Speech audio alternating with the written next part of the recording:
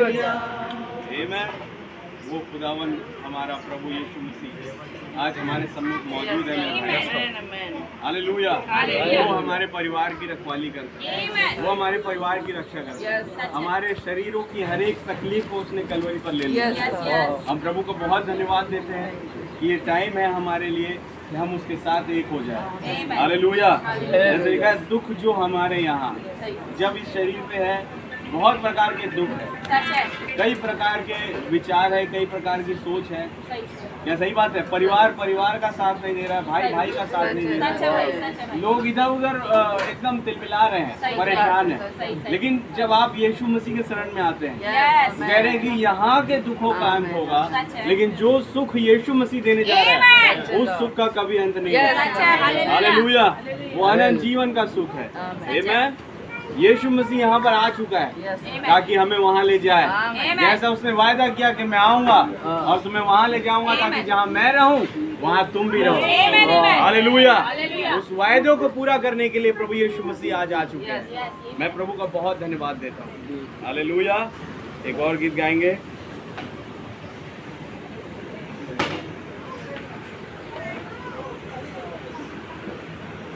यीशु का नाम है सारी जमीन पर जिससे हम पाते उद्धार। आमीन। बाइबल में लिखा है, केवल एक ही नाम है जिसके द्वारा तुम्हारा उद्धार होता है। आकाश और पृथ्वी के नीचे कोई दूसरा नाम नहीं दिया गया। हालेलुया। यीशु का नाम है सारी जमीन पर जिससे हम पाते उद्धार। यीशु का नाम है सारी जमीन पर जिससे हम पाते उद्धार। वो दुनिया में आया, लहू बहाया, फिदिया जहान का दिया। वो दुनिया में आया, लहू बहाया, फिदिया जहान का दिया। हमको बचाने, खुशी दिलाने यीशु सलीब पर मुआ। हमको बचाने, खुशी दिलाने यीशु सलीब पर मुआ। यीशु का नाम है सारी जमीन पर जिससे हम पाते उद्धार। हालेलुया। यीशु का नाम है सारी जमीन पर जिससे हम पाते उद्धार। आसमानों के नीचे, लोगों के बीच में कोई दूसरा नाम नहीं है। आसमानों के नीचे, लोगों के बीच में कोई दूसरा नाम नहीं है। सिर्फ यीशु का नाम है सारी जमीन पर जिससे हम पाते उद्धार। सिर्फ यीशु का नाम है सारी जमीन पर जिससे हम पाते उद्धार।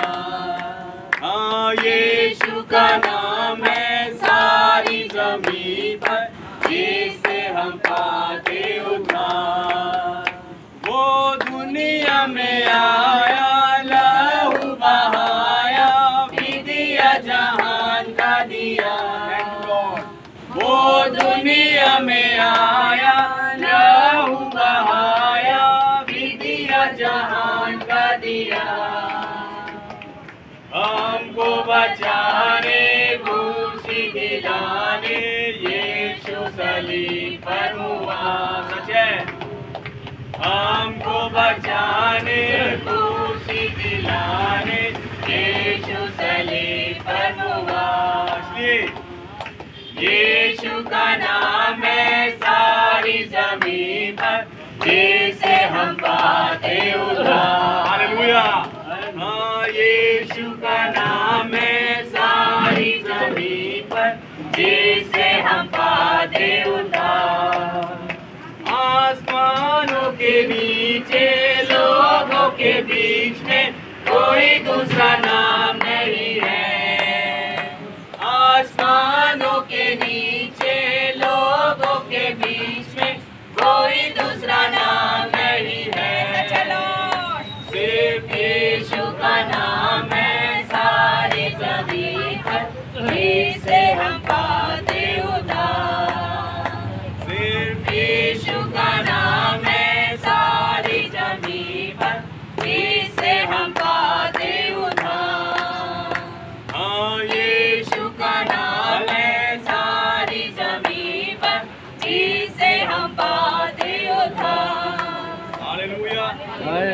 जहाँ से वही नाम है मेरे भाई बहन। जहाँ तक कि मैं और आप एक विश्वासी की तरह कि हमें केवल उसी नाम से उसी नाम से एक सामर्थ मिली, उसी नाम से हमारा छुटकारा है, हमारा हर एक जो मतलब हमारा रैप्चर केवल उसी नाम से, हमारे हर एक बीमारियों का जो छुटकारा है वो उसी नाम से। इसलिए हम उस नाम को हमेशा आगे रखें, क्योंकि बाइबल में कहा आकाश के नीचे पृथ्वी में कोई दूसरा नाम नहीं दिया गया जिससे तुम उद्धार पा सकते, केवल एक नाम और वो है यीशु मसीह। हालेलुया, प्रभु का नाम बहुत मुबारक हो। आइए हम ओनली बिलीव करते हुए प्रभु के वचन में जाएंगे।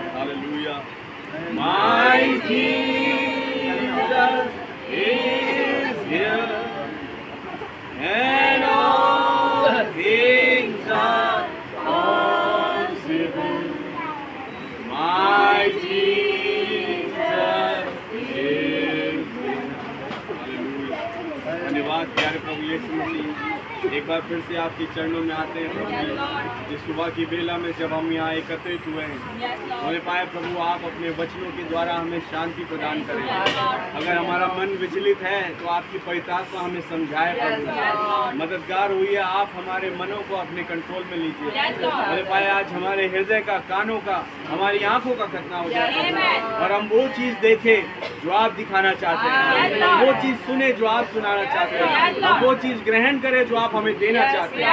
मददगार होइए और सहायक होइए। आपको बहुत धन्यवाद देते हैं प्रभु यीशु मसीह के नाम से मांगते हैं।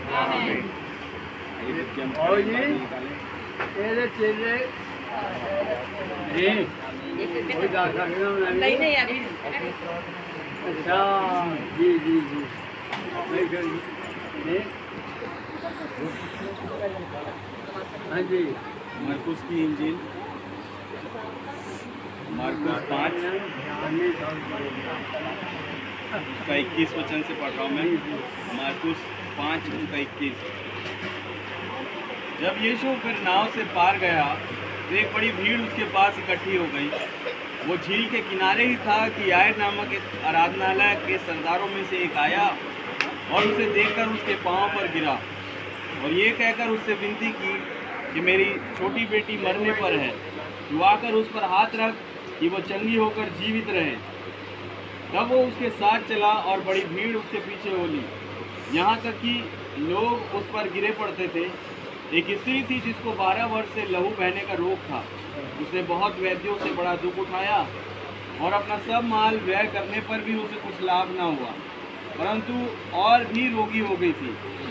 वो यीशु की चर्चा सुनकर भीड़ में उसके पीछे से आई और उसके वस्त्र को छू लिया, क्योंकि वो कहती थी यदि मैं उसके वस्त्र ही को छू लूँगी तो चंगी हो जाऊंगी। और तुरंत उसका लहू बहना बंद हो गया और उसने अपनी देह में जान लिया कि मैं उस बीमारी से अच्छी हो गई हूँ। यीशु ने तुरंत अपने में जान लिया कि मुझमें से सामर्थ निकली है और भीड़ में पीछे फिर कर पूछा, मेरा वस्त्र किसने छुआ? उसके चेलों ने उससे कहा, तू देखता है कि भीड़ तुझ पर गिरी पड़ती है और तू कहता है किसने मुझे छुआ?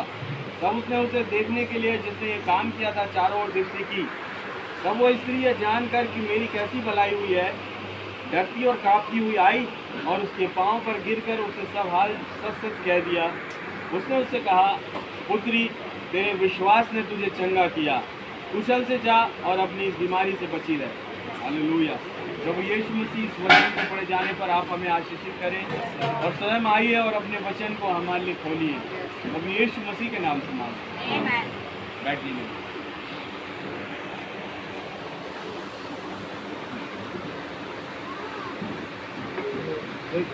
हालेलुया। सबको जय मसीह जी। जैसा कि आप सब अवगत है इस बात से कि पिछले दिनों में हमारी प्यारी माता जी, जो कि भाई बहनों की मम्मी हैं, उनका देहांत हो गया। लेकिन जैसा कि मैं सोच रहा था और जब भाई ने दुआ करने के लिए बुलाई तो बहुत सारी चीज़ें वहाँ पर पता चली। और जब मैं दुआ करके आया तो मैंने प्रभु से यही प्रार्थना करी घर आके कि प्रभु आप क्या चाहते हैं वो पूरा हो जाए। अगर आप उन्हें चंगाई देना चाहते हैं तो आप चंगाई दे दीजिए, अगर आप उन्हें अपने साथ ले जाना चाहते तो ले जाओ। और यही हुआ। एक हफ्ते बाद खबर आई कि उनका देहांत हो गया। तो मैं वचन पढ़ रहा था तब मेरे पास यही वाली बात खुली। वो क्रूस पर जो 2 चोर थे, आपको याद होगा। यस भाई। तो बहन का फ़ोन आया कि भाई वो मम्मी जी का फ्यूनरल करना है तो, लेकिन उनका बैप्टिज़म हुआ नहीं है और सब परिवार वाले चाहते हैं कि यीशु मसीह के वचन के अनुसार जैसे फ्यूनरल होता है वैसे ही हो। आप है वचन के साथ। तो मैंने प्रभु का बहुत धन्यवाद दिया। कुछ देर पहले ही आयत मेरे पास आई थी और बहन का फ़ोन आ गया था, कहा बिल्कुल करेंगे।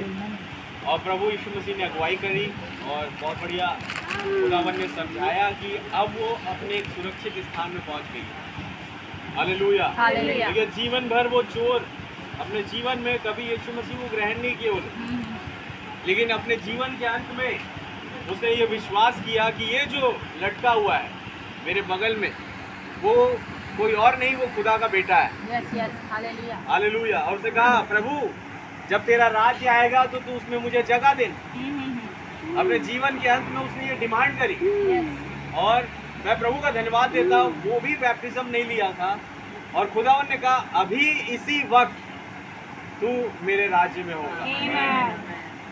आप है वचन के साथ। और बाइबल बताती है जब वो फिरदौस में जा रहा था, नबी ने बताया वो आखिरी गवाह बना उन पुनरुत्थानित लोगों के लिए। हालेलुया। जो इतने सालों से इंतजार कर रहे थे यीशु मसीह आएगा आएगा बोल करके, वो तमाम लोग जो अब्राहम, इसहाक और वो तमाम इजरायली गोत्र के लोग जो फिरदौस में उस कब्र के नीचे थे, लेकिन वो इंतजार कर रहे थे कि यीशु मसीह आ रहा है और वो हमारा उद्धार करेगा, हमारा पुनरुत्थान होगा। तो ये चोर जो था ये आखिरी गवाह बना उस फिरदौस में, जिसने बताया कि यीशु मसीह वो तो मेरे साथ अभी ऊपर क्रूस पर था। हालेलुया। और जब उसने ये गवाही दी तब ये लोग आनंदित हुए कि अब थोड़ी और देर रह गई है जब हम उस प्रभु के साथ एक होने जा रहे हैं। हालेलुया। और जैसे ही प्रभु यीशु मसीह ने बड़े सबसे चिल्ला के प्राण छोड़ दिए, बाइबल लिखा है वो कब्रें खुल गई और सोए हुए जीवित संतों की लोथे वो जी उठी और वो घूमने फिरने लगे नगर में और पहचाने जाने लगे।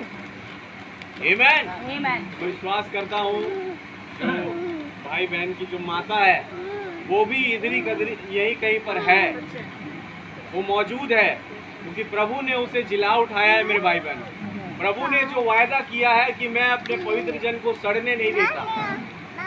तो अगर साइंटिफिकली सोचें तो हमारी बॉडी जो है 72 घंटे में सड़ने लगती है। आप है वचन के साथ। जैसे ही आप कब्र में बॉडी को डालते हैं 72 घंटे के बाद बॉडी में वो पूरा जो तत्व है वो जो अंदर के जो जम्स होते हैं वो उसे खाने लगते हैं और धीरे धीरे बॉडी सड़ने लगती है और सब कुछ खत्म हो जाता है। लेकिन बाइबल ये गवाही देती है कि यीशु मसीह की बॉडी सड़ने से पहले वो पुनरुत्थानित हो गया। हालेलुया। शैतान इससे पहले उसकी बॉडी को सड़ा पाता, ये साइंस खुदावन अपने आप को पुनरुत्थानित कर चुका था। और वो इस बात का नमूना पेश कर रहा था कि जैसे मैं पुनरुत्थानित हुआ वैसे ही पुनरुत्थान की सामर्थ मैंने तुम्हें दी है।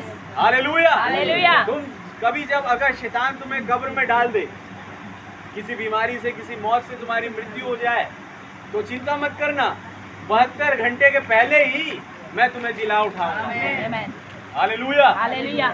और वो प्रभु यीशु मसीह अपने वायदे के अनुसार उस काम को करता है। आमीन, आमीन। देखिए, आकाश और भूमि टल जाएगा परंतु प्रभु का वचन नहीं टलता। सच है, हालेलुया। क्या है वचन का? आमीन। मैं जो बोल रहा हूँ वो बातें हो सकता है झूठ हो, लेकिन जो प्रभु का वचन कहता है आमीन। उसे कोई नहीं काट सकता। सच है।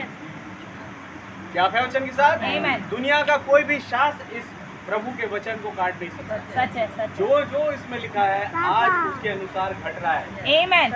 अगर देखने की कोशिश करें, सच है भाई। खुदा का अंत के समय में बहुत से झूठे नबी और भविष्यवक्ता उठ खड़े होंगे।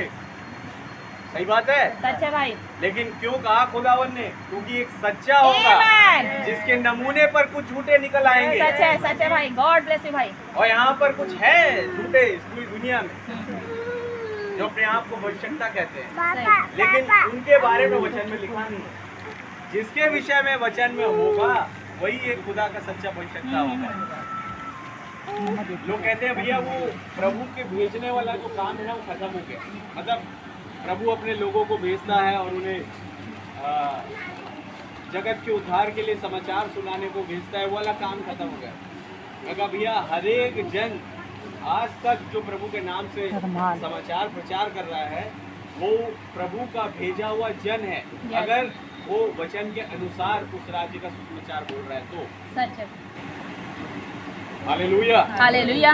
ऐसे ही हुआ ब्रैनम 1965 में जब एक्सीडेंट में मारे गए तब लोगों ने कहा कि वो नबूवत वाली सेवकाई खत्म हो गई, लेकिन बात ऐसी थी नहीं। सच है भाई। सही बात है। बात ये थी कि वो वही आत्मा जिसने भाई ब्रैनम को लीड किया, वही आत्मा जिसने खुदा के भेजे हुए नबी को लीड किया, आज दुल्हन की अगुवाई कर रही है। उस हर एक सेवक की अगुवाई कर रही है जो इस सच्चे संदेश को थामे हुआ है। आप है वचन के साथ? इसे कहते हैं आकाश और भूमि टल जाएगा परंतु प्रभु का वचन नहीं टलेगा। Yes yes. दुनिया की सारी बातें मेरी नजरों में तो झूठी है, लेकिन प्रभु का वचन मेरे लिए सबसे सच्चा है। यस ये है। एक विश्वासी होने के नाते, और हर एक विश्वासी का यही स्वभाव होता है कि जो वचन कहता है वो उसके अनुसार चलता है। हम एक क्रिश्चियन क्यों कहे जाते हैं? क्योंकि हम बाइबल पढ़ते हैं और बाइबल के अनुसार चलते हैं। Yes yes. अगर हम बाइबल पढ़े, हमारे घरों में बाइबल है और हम बाइबल के अनुसार चले ना, तो मैं और आप क्रिश्चियन नहीं है। सच है भाई। गॉड ब्लेस यू भाई। सही बात है। जब तक हमारे पास संदेश है, हमारा बाइबल है और हम उस बाइबल के नक्शे कदम पर ना चले तो हम तो प्रभु के रास्ते में नहीं चलेंगे। सच है, सच है। बोले भैया हमें अगर भारत में रह रहे हैं तो उसके रीति रिवाजों के अनुसार चलना पड़ेगा। प्रभु यीशु मसीह यरूशलेम में रह करके उसकी रीति रिवाजों के अनुसार नहीं चले। आप है वचन के साथ? आमीन। तो वो ऐसे चले जैसा वचन बताता है। आमीन। वो कहते थे कि वचन में मेरे विषय में लिखा है। Yes yes. तुम मुझे तो झुठला सकते हो, तुम मूसा की बातों को तो मानते हो, मूसा पर विश्वास रखते हो, परंतु क्या तुम्हें मालूम है मूसा ने मेरे विषय में कहा है? आमीन। ये प्रभु यीशु मसीह ने बोला। Yes yes. हालेलुया। हालेलुया। तुम किस बात पर मुझ पर दोष लगाते हो? पवित्र शास्त्र की कौन सी भविष्यवाणी मैंने झुठला दी? मैं बल्कि व्यवस्था को लोप करने नहीं, मैं व्यवस्था को पूरी करने आया हूँ। आमीन। वो वचन के विरोध में नहीं खड़े थे, सच है भाई। वो वचन को पूरा कर रहे थे। आमीन आमीन। और आज जो वचन को पूरा करता है वही एक सच्चा विश्वासी है। आमीन। यानी कि देखो, जैसे लूका के पुस्तक में आप जानते हैं एक गरीब लाजर था और एक अमीर व्यक्ति था जिसके विषय में लिखा है, जिसका प्रभु यीशु मसीह दृष्टांत बताते हैं। और याद रखना, जो भी प्रभु यीशु मसीह ने दृष्टांत बताया वो दृष्टांत नहीं था, वो हकीकत था जो घटा। हालेलुया। हालेलुया। और प्रभु यीशु ने बताया एक अमीर आदमी था और एक गरीब लाजर था। उस अमीर आदमी ने अपने जीवन में सब सुख भोगा, सही बात है, सही। लेकिन गरीब ने अपने जीवन में प्रभु के वचन के लिए वो सारे सुखों को जो जीवन का था त्यागा। सच है। और जो दोनों की एक साथ मृत्यु हुई, तो बोल रहे हैं कि वो अमीर व्यक्ति जो था उसकी जब आंखें खुली वो नरक में चिल्ला रहा है, लेकिन वो जो गरीब लाजर था प्रभु पर विश्वास करने के कारण उसे अब्राहम पिता की गोद में लाकर यानी स्वर्ग के राज के अधिकारी बना दिया। हालेलुया। हालेलुया। अब बात करें, क्या उस अमीर व्यक्ति के पास भी बाइबल थी? क्या थी भाई? वचन में लिखा है। यस भाई। वचन में लिखा है, अब्राहम पिता ने कहा, जब वो कह रहा था कि मेरे और भी भाई है, लाजर को भेज दे, तब अब्राहम पिता ने कहा कि बेटा वहाँ पर तो भविष्यवक्ताओं की पुस्तकें हैं, मैं लाजर को क्यों भेजूं? ये वचन में लिखा है। यानी उस व्यक्ति के पास भी बाइबल थी, प्रभु का वचन था, लेकिन प्रभु का वचन रख के उसके अनुसार नहीं चल रहा था, इसलिए जब मरा तो आंखें खुली नरक में। सही। क्या था वचन के साथ? लेकिन वो जो गरीब लाजर था वो हमेशा प्रभु के लिए जिया। आमीन। उन्होंने कहा भैया बात रही पेट भरने की, तो ये अमीर आदमी के झूठन से मैं खा लूंगा, लेकिन मैं वचन के लिए भूखा नहीं रहूंगा। हालेलुया। वचन मुझे पूरा चाहिए, आमीन। वचन के अनुसार जीवन जीऊं। Yes yes. हालेलुया। हालेलुया। लेकिन काम वही करूंगा जैसा वचन में। आमीन। आमीन। और हुआ यही, जब वो वचन के अनुसार अपने जीवन को जिया, तो प्रभु ने उसे अब्राहम पिता की गोद में जाकर के। हालेलुया। एक बार जब प्रभु का वचन आपके पास आया मेरे भाई बहनों, तब उस प्रभु के वचन को अगर आप ग्रहण करते हैं तो आपके लिए स्वर्ग का राज्य है। सच है भाई। सही बात है। सच है। नहीं ग्रहण करते हैं तो फिर प्रभु ही आपको समझाएगा, क्योंकि प्रभु देखिए, आप अगर छोड़ के जाते हैं, नहीं ग्रहण करते हैं, वचन के अनुसार चलते नहीं, तो प्रभु एक ना दिन अगर आप चुने हुए हैं तो कहीं ना कहीं से आपको खींच लाए। हाँ, सही है भाई। सब कुछ इलेक्शन पे डिपेंड करता है। हाँ। वो हमेशा उन्हीं को बुलाता है जिनको वो पहले से चुन लिया है। आमीन। क्या बाइबल लिखा है, मेरी भेड़ें मेरा शब्द पहचानती है और वो उसका अनुकरण करती है। Yes yes. हालेलुया। हालेलुया। और आज एक चुनाव के बारे में हम देखेंगे। इस बाइबल में जो मैंने अध्याय पढ़ा, मरकुस 5, जैसा कि आप सब इस अध्याय से अवगत है। हालेलुया। हालेलुया। मरकुस 5 उसका 21 से पढ़ दीजिए भैया। यीशु की नाव से पार गया। हाँ, एक बड़ी भीड़ उसके पास इकट्ठी हो गई। यीशु नाव से पार गया, मतलब वो पहले उस पार था, लेकिन अब कुछ काम करने के लिए इस पार आया। आमीन। 2000 साल पहले वो उस पार था। हालेलुया। लेकिन 1963 में वो इस पार आया ताकि मुझे और आपको चंगा करे, मुझे और आपको अपना जीवन दे। हालेलुया। मरकुस 5 का 21 की जो पहली आयत है, वो आयत प्रभु यीशु मसीह की आमद को दर्शा रही कि वो उस पार से इस पार आया। आप है वचन के साथ। 2000 साल पहले वो यरूशलेम में, इजराइल में था, उस पार। मैं और आप उसको जानते भी नहीं थे, लेकिन हम जाने बोल करके खुदावन इस पार आया और अपनी आमद को मुझ पर और आप पर प्रकट किया। हालेलुया। अपने नाम को मुझ पर और आप पर प्रकट किया, और भजन संहिता में कहा, जिसने मेरे नाम को जान लिया मैं उसे ऊंचे पर उठाऊंगा। हालेलुया। और आगे, वह झील के किनारे ही था। हाँ। याईर नामक आराधनालय के सरदारों में से एक आया और उसे देखकर उसके पांव पर गिरा। याईर नामक एक सरदारों में से एक आराधनालय का, ये जायरस कौन था?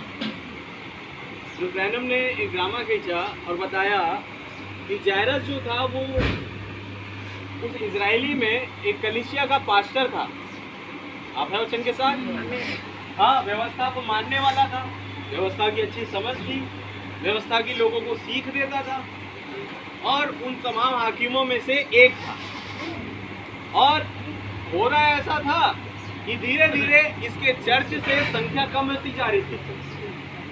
आप है वचन के साथ। धीरे धीरे इसका चर्च खाली हो रहा था, तो लोग बोले अरे चर्च इतना खाली होता क्यों चला जा रहा है? तब जायरस ने कहा, हो सकता है लोग बीमार होंगे, कुछ किसी घर में कोई फंक्शन होगा तो शायद ना आ पाए। सही बात है। लेकिन जब उसने पता लगाने की कोशिश करी तो पता पड़ा कि सारे लोग उसके चर्च के, वो यीशु मसीह के चर्च में जा रहे थे। Yes, hallelujah.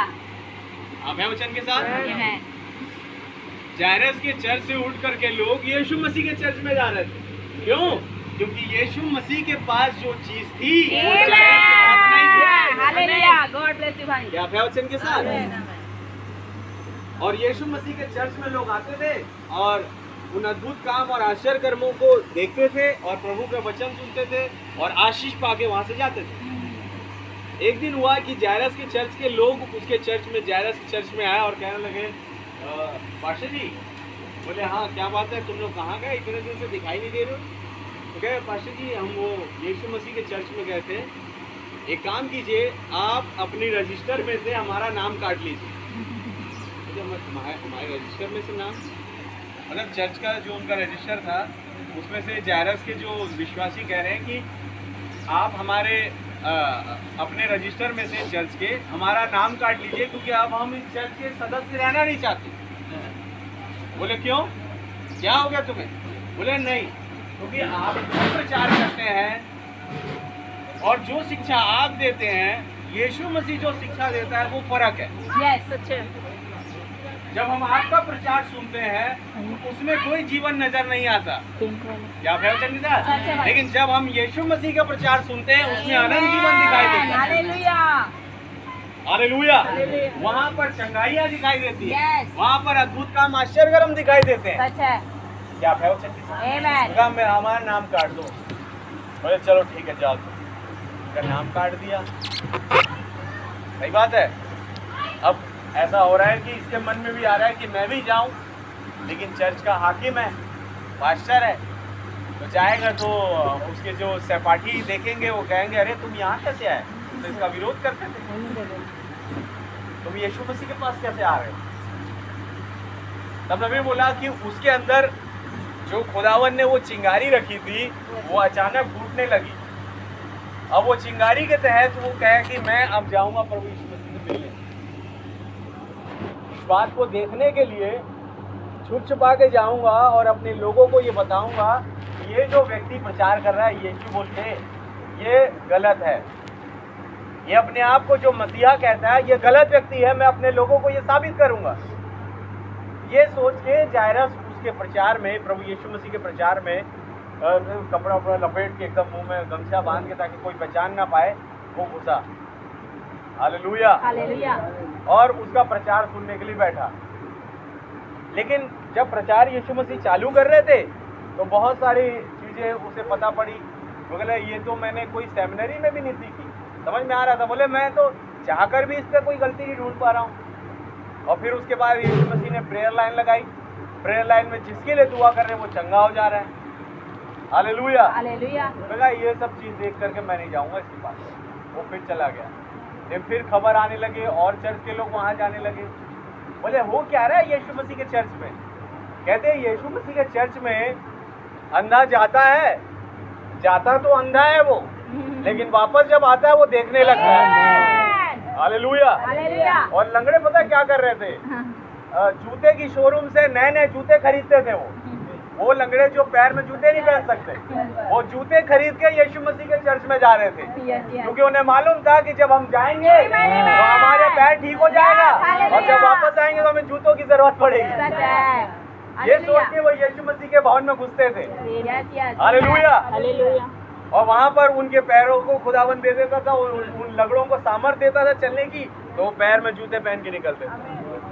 क्या ब्रैनम की मीटिंग में यही हुआ? बोलते जब साउथ अफ्रीका में मीटिंग हो रही थी, एक ट्रक भर के, वह बैसाखी होती ना, वो बैसाखी एक ट्रक भर के वापस गई। जितने बैसाखी में आए थे उस प्रेयर लाइन में जब गए तो वो यूं सीधे चलते हुए घर गए अपने। हालेलुया। मेरे भाई बहनों, वही खुदा जो 2000 साल पहले था, कल आज और युगानुग एक समान। हालेलुया। और यहाँ पर मौजूद उसी सामर्थ को लिए हुए आज भी कोई अगर अंधा है, वचन में देख नहीं पा रहा, आज भी कोई लंगड़ा है, वचन के अनुसार चल नहीं पा रहा, तो वो खुदा यहाँ मौजूद है। हालेलुया। आज भी उन्हें सामर्थ दे सकता है। सच है भाई।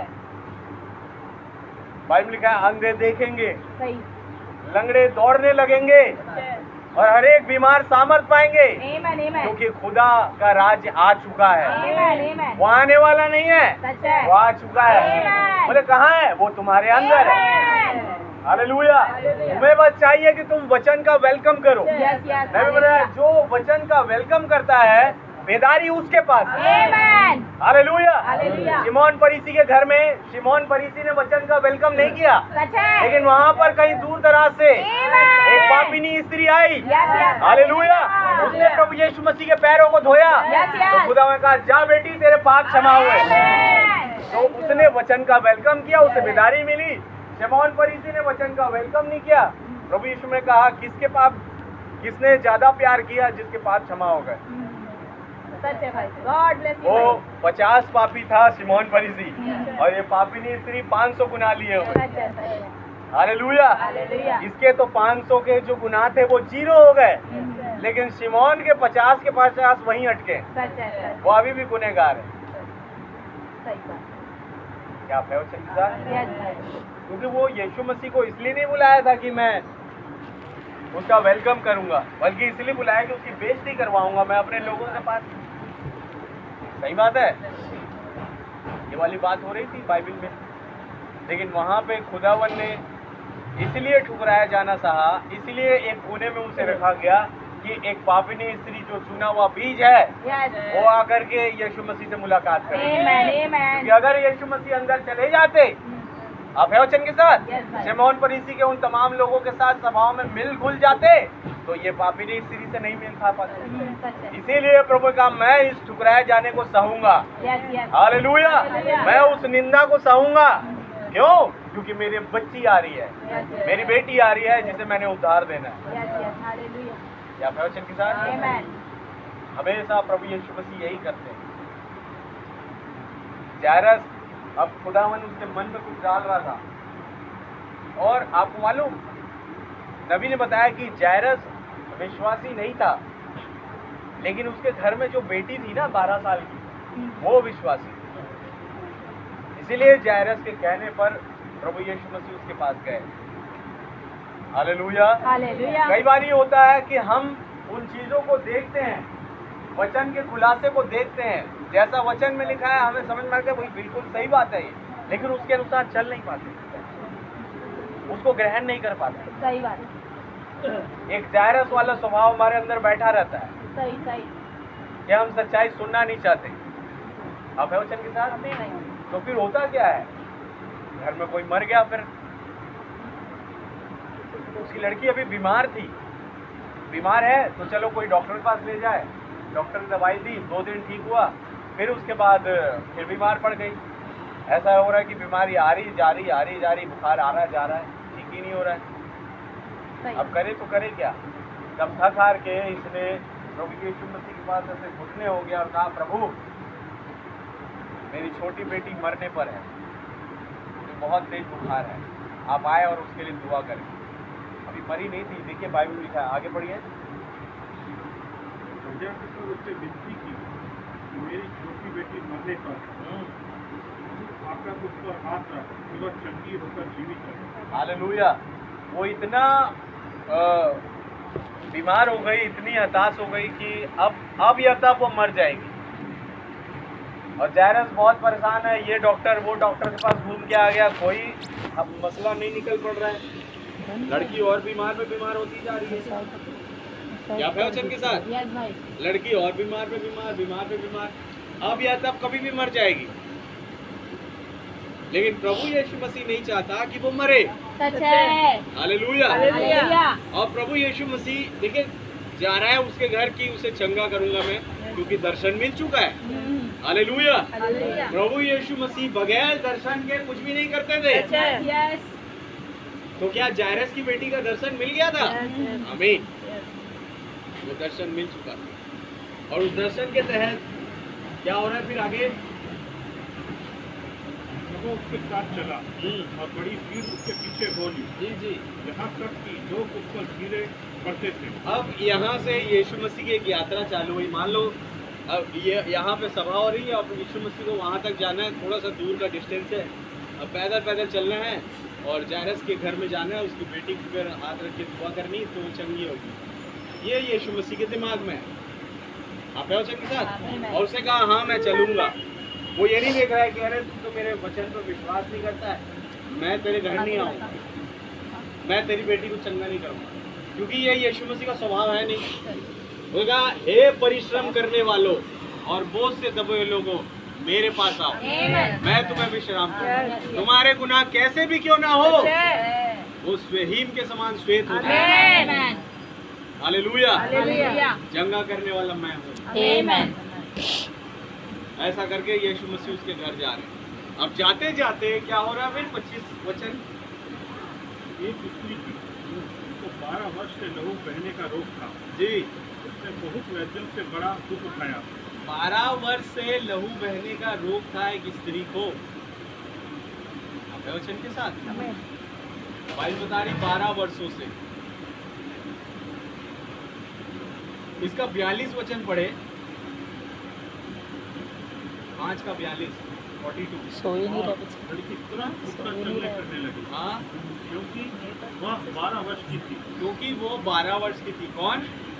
जायरस की बेटी 12 वर्ष की, और इस बहन के जो लहू बहने का जो रोग था ये भी 12 वर्ष था। इसका मतलब वो लड़की जिस दिन पैदा हुई उस दिन से इस बहन को बीमारी आ गई लहू बहने की। हालेलुया। और जब वो 12 साल की हुई इसका भी रोग 12 साल का हो गया। आप वचन के साथ मतलब इस बहन की चंगाई और उस 12 साल की लड़की का पुनरुत्थान एक साथ जुड़ा हुआ है। इन दोनों का कनेक्शन है। जायरस की बेटी 12 साल की और इस बहन के लहू बहने का रोग जो है वो 12 वर्ष का। आप है वचन के साथ। अब इन दोनों के लिए खुदावंद वहां पर एक लाइन में चल रहा है। उसे ये वो यीशु मसीह ये सोच के जा रहे हैं कि मैं जा रहा हूँ जायरस की बेटी को चंगा करूँ। वो अभी मरने पर है, मरी नहीं है, बहुत बीमार है, अब या तब मर जाएगी, उससे पहले भी कुछ चंगा करना है। आप वचन के साथ। लेकिन वहां पर इससे पहले यीशु मसीह जायरस के घर जाए, उसकी बेटी को चंगा करे। एक बहन आ गई जिसका 12 वर्ष से लहू बहने का रोग था, और चूंकि नबी बताया कि वो तमाम जगहों पर घूमी थी और उसका सारा धन व्यय हो चुका था, जैसे बाइबल में लिखा है। यानी हर एक डिनोमिनेशन में उसने अपनी इलाज कराने की सोची, लेकिन उसका इलाज हुआ नहीं। कभी ये हाकिम, कभी वो हाकिम, कभी इसके पास, कभी उस वैद्य के पास, उसका इलाज हो नहीं पाया। उसका इलाज हो नहीं पाया। इसीलिए वो रास्ते पर बैठी थी, क्योंकि व्यवस्था में लिखा है जिस स्त्री को लहू बहने का रोग है वो अशुद्ध मानी जाती है और चर्च में प्रवेश नहीं कर सकती। ये व्यवस्था की पुस्तक में लिखा है। जैसे शास्त्री, फरीसी, हाकिम उसे चर्च में घुसने नहीं दे रहे थे, और ये बहुत लंबा टाइम हो गया था जब वो चर्च में घुसी नहीं। लेकिन कहीं से उसने सुना था कि यीशु मसीह आया हुआ है। हालेलुया। और वो उस जगह पर बाहर बैठी हुई थी रास्ते में, और जैसे ही यीशु मसीह उस रास्ते से गुजर रहे थे, और आगे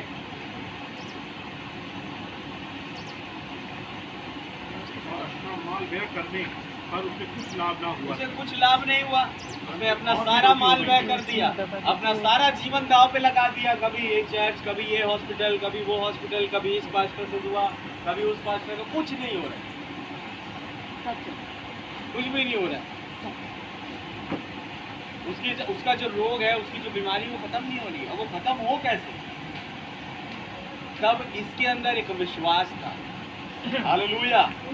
और आगे पढ़िए। और भी रोगी हो गई थी। वह यीशु की चर्चा सुनकर भीड़ में उसके पीछे से आई और उसके वस्त्र को छू लिया। और यीशु मसीह की चर्चा सुनकर भीड़ में उसके पीछे से आई। यीशु मसीह को खबर भी नहीं हुई। आप वचन के साथ। भीड़ में उसके पीछे से आई और उसके वस्त्र को छू लिया। और जैसे ही वस्त्र को छुआ, इसे मालूम पड़ गया मैं चंगी हो गई। इसको, वो बहन को जिसके लहू बहने का रोग। और उसी घड़ी यीशु मसीह को भी मालूम चल गया कि मुझ में से सामर्थ्य निकली है। आमीन। क्या है वचन के साथ। यही होता है जब एक सच्चा विश्वासी, हालेलुया, एक खुदा का चुना हुआ जन जो विश्वास से प्रभु यीशु मसीह के कपड़े को भी छू ले, वो चंगाई प्राप्त करता है। अब ये कपड़ा था क्या? यीशु मसीह के वो सेवक जिनके अंदर खुदावन स्वयं वास करता है। Yes, yes. हालेलुया। हालेलुया। यीशु मसीह के वो नबी और भविष्यवक्ता वो खुदावन का कपड़ा थे। आमीन। Amen. ब्रैनम की सभाओं में कई बार ऐसा हुआ, जब नबी प्रेयर लाइन लगाते थे, दुआ कर रहे हैं और कोई चंगाई प्राप्त कर रहा है और नबी एकदम वो हो जाते थे, मतलब उनके अंदर की जो सामर्थ थी वो खत्म हो जाती थी। क्यों? क्योंकि वो सामर्थ उनमें से निकल गई। हालेलुया। हालेलुया। और ये इस बात का सबूत था कि प्रभु यीशु मसीह कल, आज और युगानुग एक समान, आज भी वो कई कपड़ों के अंदर वास कर रहा है। हालेलुया। आज भी अपने वो कई लोगों के अंदर वास कर रहा है, वही उसका कपड़ा है। Yes, yes. और इस बहन ने जो कि विश्वासी थी, उसने कहा मैं उसके वस्त्रों ही को छू लूंगी तो चंगी हो जाऊंगी। Amen. जरूर नहीं कि प्रभु यीशु मसीह मुझ पर हाथ रखे और दुआ करे, मेरे को बस वस्त्र को छूना है, मेरा रोग खत्म हो जाएगा। ये इसका विश्वास था। हालेलुया। मैं कहता हूँ यही हर एक विश्वासी का विश्वास होना चाहिए आज, Amen. जिन्होंने अपना सारा जीवन दुनियादारी में व्यर्थ कर दिया, लेकिन आज खुदा का वचन जब आपके पास आया तो आप उस वचन को अपने हृदय में ग्रहण करें Amen, कि मैं उस वचन को छू बस लूं, मेरे सारे गुनाह माफ। Amen. Amen. हालेलुया। हालेलुया। मेरी सारी बीमारी गई। क्या आप है वचन के साथ? मैं और आप आज उस स्थिति में आ गए मेरे भाई बहन, और हमें जरूरत है कि आज हम यीशु मसीह के दामन को थाम ले। Amen. अब या कब सब कुछ खत्म होने वाला है। सही बात है। दुनिया और भी गिरावट के रास्ते में जा रही है। सच है। क्या कहें? आए दिन की खबर आप पढ़ते होंगे न्यूज़पेपर में, जैसे हमारे प्रधानमंत्री मोदी जी कहते हैं कि अच्छे दिन आने वाले हैं। आप है वचन के साथ? अच्छे दिन